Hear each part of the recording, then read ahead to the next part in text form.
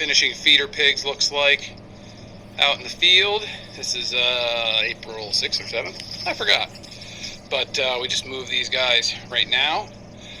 One thing to follow up on a video that we did a long time ago on how we train pigs to fence, we've made one modification since then, in that we leave this interior wire that you see here, we leave that in all the time. So the nets themselves, they are not charged, they're dead, they're just a visual barrier for the pigs, and that wire is what is hot. The reason for that is nets tend to ground out unless the grass is nipped really low, and even then the charge is not that great. Whereas the wire, you can keep a very hot charge in, and it will keep the pigs in. So we found the nets are 90% effective. Wire alone is maybe 80% effective for feeder pigs, but when you put them both together and they're working, our breakout rate is basically zero. So that's what we do for all of our feeder pig groups, because we have several of these on the farm, plus sow groups in different areas. So we don't want them mixing up and having chaos ensue. So we do the extra work of putting the wire inside of the net. A few other things to point out here. So that's the drinker that we're using over there.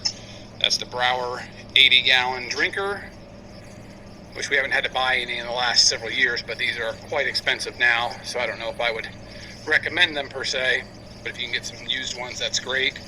Has a float valve inside the cap there, and then this is just a 3/8 air hose that comes over here, and it plugs into our water system right there.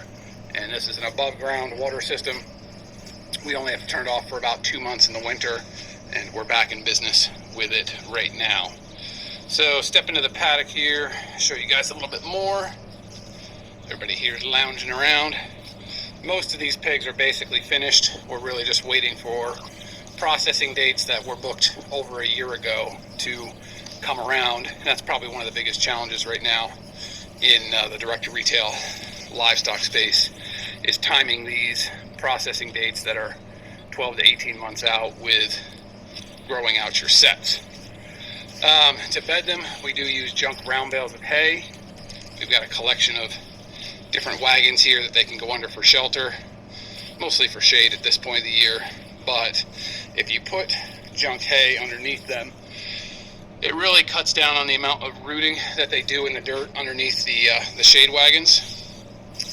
And it's just random collections of stuff we have. So it's just a hay wagon. This is kind of how we've been doing a lot of our wagons here lately, is getting these Shelter Logic structures, which are like $250, and just slapping them on an old hay wagon frame. And the reason we have these beams in here is because we also use these wagons for turkeys, and they really love to roost on everything. Farm Builder feeders, got 2 down there, 2 up here. So you want about 1 of those per 30 pigs. We've got about 100 in here with this group. And what I want to show you guys here, a lot of discussion around disturbance and over disturbing